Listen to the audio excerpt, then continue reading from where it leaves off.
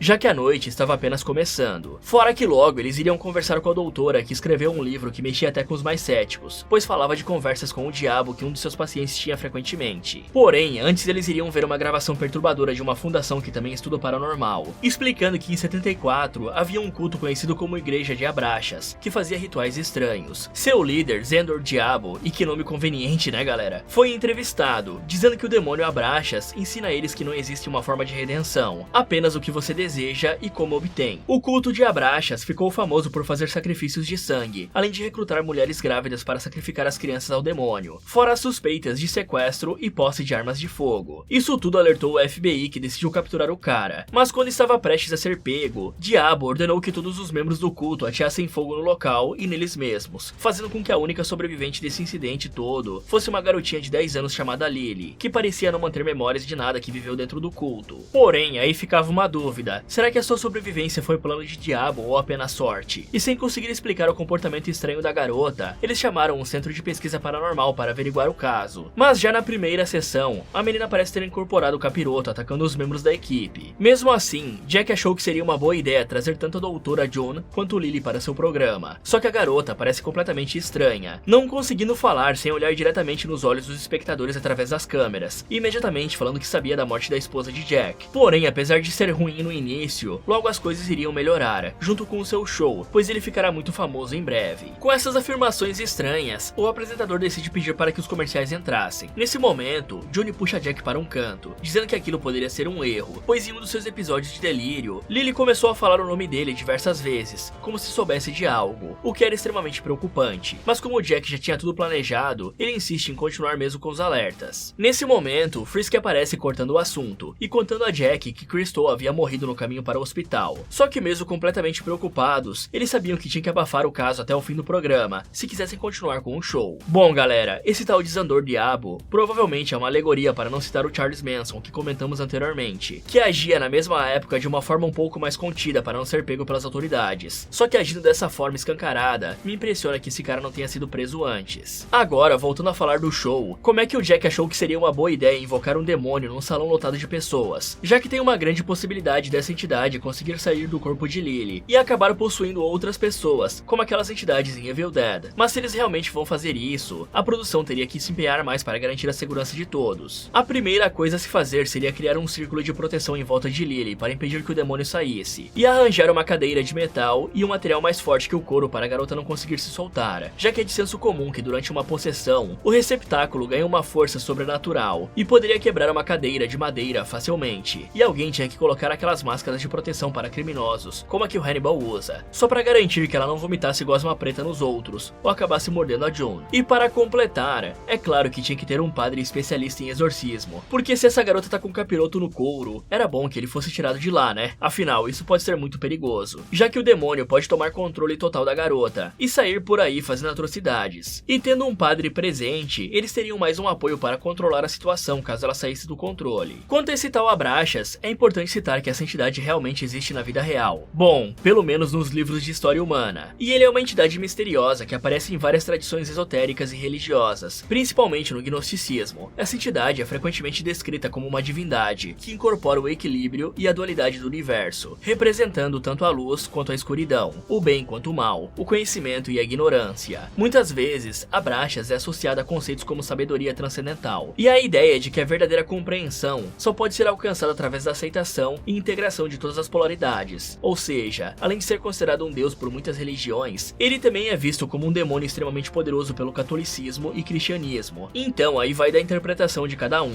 Sem muita escolha do que fazer, eles continuam o show, perguntando a June o que exatamente ela estudava. Mas a cada frase, a moça era interrompida por Carr, que tentava contra-argumentar com ela a todo custo de que tudo era falso. Só que o cara acaba levando uma patada que deixa ele quieto por um tempo. E aí a mulher explica que a sua organização acreditava em eventos paranormais e poderes psíquicos que a sociedade não estava cientificamente preparada para estudar. E ela vinha usando métodos de psicologia junto com conhecimentos de rituais satânicos para estudar o que exatamente se escondia dentro da Lily, pois ela não acreditava que fosse o próprio Abraxas, e sim uma entidade menor que o servia. Porém, novamente, Carr a interrompe, fazendo até mesmo piadas com os materiais ritualísticos que ela trouxe, e foram recuperados das cinzas onde o diabo fazia seus sacrifícios. Só que Carr fala que mesmo que ela estivesse certa, para Abraxas aquilo tudo era um show pro seu divertimento. E aí, Lily conta que deu o nome de Sr. Riggles para essa entidade, pois ele se contorce dentro da sua cabeça. Nesse momento, os aparelhos elétricos e um instrumento baseado em estática começam a ficar sobrecarregados. Um pequeno terremoto se inicia, explodindo os copos de vidro sobre a mesa e deixando todos assustados. Menos Carr, que tenta explicar o fenômeno como uma sobrecarga elétrica. Então, para provar que o cara estava errado, Jack tenta convencer June a se comunicar com o tal Sr. Riggles, mas a mulher fica completamente relutante, pois precisava de um espaço totalmente controlado para convocar o demônio que habitava em Lily. Só que no fim, ela acaba cedendo à pressão de Jack e do público, sem saber que essa foi a pior decisão da sua vida. E aí entra outra pausa para os comerciais, e June briga com o apresentador por tê-la convencido a fazer isso à força, pois ela tinha lhe avisado do mal que isso pode trazer. Só que a conversa é interrompida por Gus, que vai até seu chefe pedir para que pare com isso, pois estava mexendo com forças que não entende, revelando sobre a morte de Crystal, que viu Madeleine tentando levantar dos mortos para avisar-lhe sobre algo, fora que aquele demônio pode estar planejando alguma coisa. Porém, Jack diz que não se importava, pois só queria salvar o seu show, pedindo que Gus guarde esse choro para si, pois precisavam voltar para o set. Bom, pessoal, não faz sentido nenhum que June tenha conseguido manter os materiais ritualísticos do diabo, isso porque os objetos ficariam guardados com a polícia como evidências de seus crimes. Fora que manter esses objetos em casa, perto de uma criança que teoricamente sofreu demais por conta de um culto, pode desencadear problemas psicológicos e surtos na Lily, que já parece não bater muito bem da cabeça. E por falar em não bater bem da cabeça, Jack também não deve ser muito são, porque ele quer invocar uma entidade demoníaca sem qualquer tipo de proteção ou método de contenção, sendo que tem diversas pessoas rodeando o palco. E supondo que essa entidade consiga possuir outras pessoas além da Lily, isso seria a receita perfeita para o desastre, já que existem muitas lendas de demônios que conseguem pular de corpo em corpo, e apesar de não saber qual tipo de demônio o Sr. Riggles é, temos que estar preparados para tudo. Além disso, é de conhecimento geral que durante uma possessão, o receptáculo tem tendências a se machucar, ter convulsões graves e até episódios de raiva, podendo ferir outras pessoas. Portanto, já que ninguém vai conter esse monstro, ao menos deviam deixar deixaram uma equipe médica preparada para cuidar da garota caso tudo desse errado. Com os preparativos feitos e a Lily bem presa em uma cadeira, Johnny pede a todos os presentes que, independente do que acontecer, fiquem calmos, pois o foco da Lily precisava estar em June, caso contrário seria difícil trazê-la de volta. Então ela inicia o ritual colocando a garota numa espécie de hipnose, e não demora muito para o seu corpo começar a se contorcer e o Sr. Wriggle sair. Inicialmente a entidade fica assustada, até que ela entende que finalmente tinha conseguido estar na presença de Jack, dizendo a ele que conheceu o apresentador no lugar com árvores altas, e pedindo que Johnny tomasse cuidado, pois a última mulher que ficou com ele morreu de forma horrível, e os demônios ainda nem tinham acabado com ela, pois Jack permitiu que isso acontecesse com Minnie. Com isso, a doutora tenta trazer Lily de volta usando um ritual e um talismã, só que a criatura resiste de todas as formas, interferindo na rede elétrica do local e levitando a garota no ar, deixando todos em choque. Por sorte, os encantamentos funcionam e a entidade recua, fazendo Lily chorar de dor. Só que Karen entra em negação, falando que tudo não passava de um truque da doutora, mas essa discussão é cortada quando Jack chama os comerciais para tentar ajudar a Lily. Quando o programa entra em pausa, todos estão nitidamente abalados com o que viram, mas ao invés de parar, Jack puxa Johnny para o canto, falando que isso foi a coisa mais surpreendente que viu em sua vida, e precisava que elas continuassem no show para elevar a audiência. Só que Johnny estava desconfiada depois de ouvir o demônio falar que conhecia Jack do local com as árvores altas, porém o apresentador desvia da pergunta, indo ajudar Lily a se libertar da cadeira. Em paralelo, Gus vai até Léo falar que já era hora de encerrar esse programa, pois estavam mexendo com coisas que não entendiam. Só que o produtor manda ele ficar de bico fechado se quisesse manter o seu emprego. Ali do lado, Carl ouve tudo e tenta confortar o bigodudo, dizendo que eram apenas truques. Mas quando ele ouve o Gus dizer que esses tais truques mataram o Crystal, ele fica em dúvida do que era real ou não. Um tempo depois, Léo vai até Jack contar que os diretores do canal estavam falando que aquele episódio era o maior evento desde o pouso na Lua, o que significava que Jack ia ganhar mais um contrato para continuar seu show. Porém, para isso acontecer, ele precisava manter a audiência alta, fazendo Johnny permanecer no programa, e Jack concorda sem hesitar, mas logo ele vai se arrepender de todas as suas decisões. Bom galera, nesse ponto do show já daria para terminar tranquilamente, ou ao menos retirar a Lily do palco. Primeiro, porque ser possuída em rede nacional deve mexer com a cabeça de qualquer um, fora que as coisas chegaram muito perto de desandarem, e como a garota mencionou antes, o demônio ficava entrando e saindo da cabeça dela de fininho, e nada impede disso acontecer novamente. E quem garante que a Johnny vai ter poder para controlar esse ser se ele sair sem estar amarrado em uma cadeira? E como eu disse, nesse ponto do programa já daria para encerrar tranquilamente, pois como o Léo falou, a audiência já estava nas alturas, fora que a morte do Crystal acontecer graças ao show, somado ao fato de que eles não parecem se importar nem para dar a notícia ao público, já seria o suficiente para estragar a reputação do Jack completamente. Quanto à parte do demônio ter falado do lugar com árvores altas, com certeza ele estava se referindo a tal floresta onde as figuras famosas e poderosas iam, para supostamente fazer rituais macabros. Se isso for verdade, galera, não só confirma a nossa teoria de que Jack fez um pacto com o demônio para se tornar o maior do showbiz, como também explica o porquê da criatura estar tão feliz em estar na sua presença, pois talvez ele foi enviado até ali para cobrar o preço pela fama. Só que ainda não sabemos exatamente o que a entidade pediu em troca da popularidade. Porém, se esse for o caso, e Jack não quiser ter que pagar o preço, existem algumas formas de desfazer o pacto. Em tese, a primeira seria literalmente o arrependimento somado com a redenção, pois em várias histórias um pacto pode ser desfeito se o indivíduo se arrepender sinceramente da sua escolha, e buscar a redenção através de ações positivas e virtuosas que compensem os males causados pelo pacto. A outra seria literalmente ajoelhar e rezar, pois em certas tradições religiosas é sugerido que a intervenção divina pode quebrar um pacto com o demônio. Também tem certas lendas que falam sobre rituais de purificação, ou o famoso exorcismo para expulsar a influência demoníaca de alguém quebrando o pacto. Esses rituais geralmente envolvem o uso de orações, símbolos sagrados, água benta ou outros elementos considerados sagrados. Agora aquele padre exorcista viria a calhar, hein? Mas também dá para tentar negociar com outros seres sobrenaturais, já que em algumas tradições é sugerido que outros seres sobrenaturais como anjos ou entidades benevolentes podem intervir em nome do indivíduo e ajudar a quebrar o pacto com o demônio.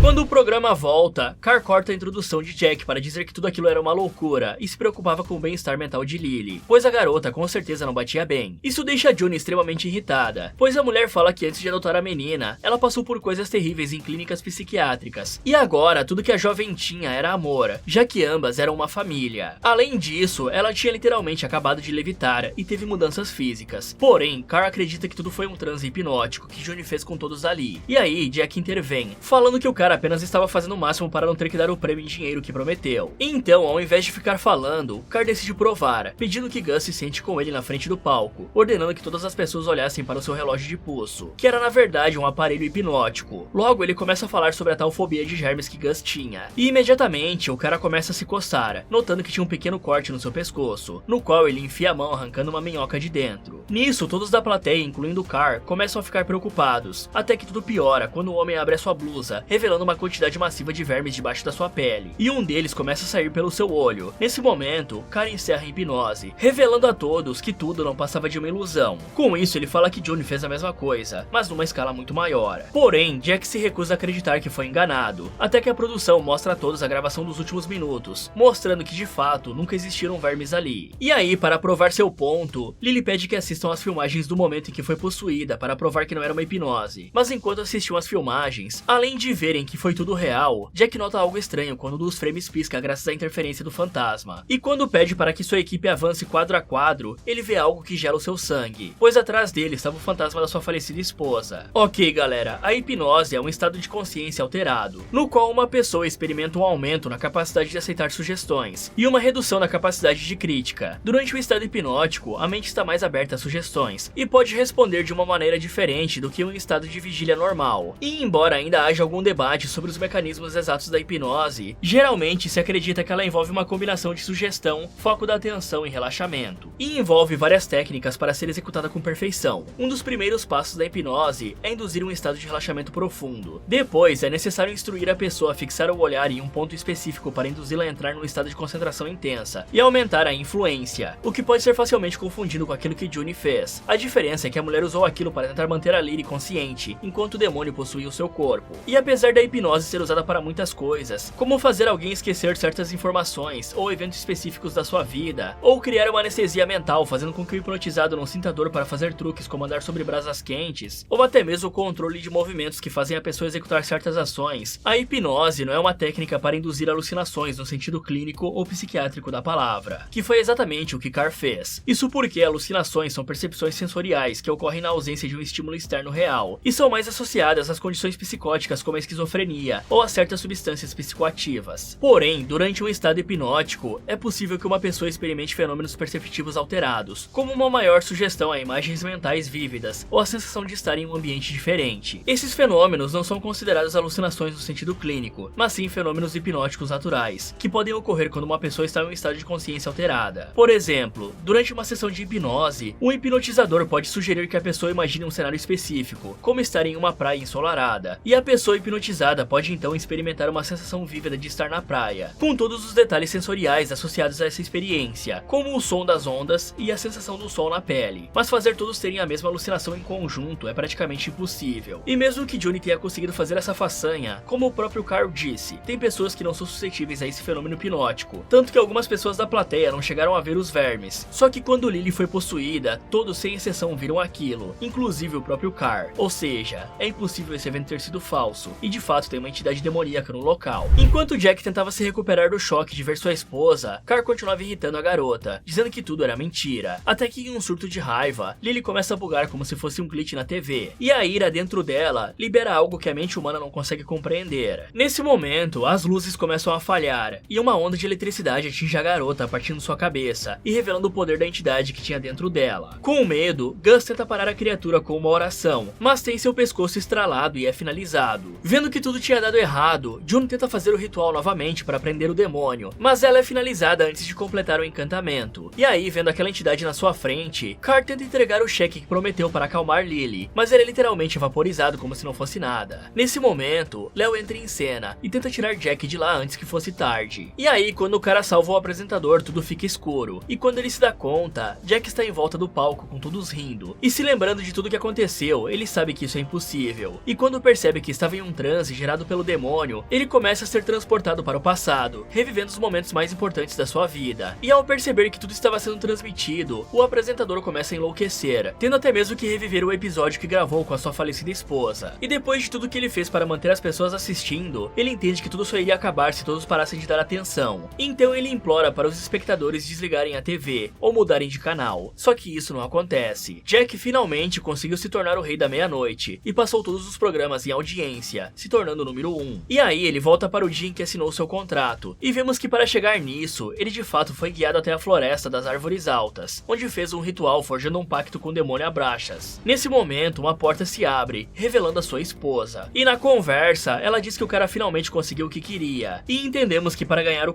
contrato, Jack sacrificou a vida da sua esposa, e agora ele teria que fazer o sacrifício final. Então ela pede que Jack pegue o punhal do diabo e acabe com a sua dor. E mesmo relutante, dizendo que não sabia o que teria que sacrificar, Jack crava a faca. Só que nesse momento ele acorda do transe e percebe que finalizou Lily, pois ela era o último sacrifício que o homem pagaria por ter conseguido se tornar o maior da televisão, já que o demônio já tinha pegado a vida dos outros. Nesse momento, Jack fica repetindo o encanto que Kara usou para encerrar a hipnose, só que dessa vez não era uma ilusão. Fala galera, esse foi como derrotar Late Night with the Devil. Você acha que conseguiria sobreviver? Me contem nos comentários. E se você ficasse preso em um convento amaldiçoado e fosse forçado a participar de experimentos bizarros para dar à luz ao anticristo, o que você faria? Quer saber as loucuras que essa freira decidiu fazer? Então clique aqui nesse vídeo, ou aproveite para ver outras sugestões do Derrotando Filmes. Muito obrigado por assistir, e lembre-se de tomar cuidado com o que você assiste, porque você pode estar acabando com a sua vida, literalmente.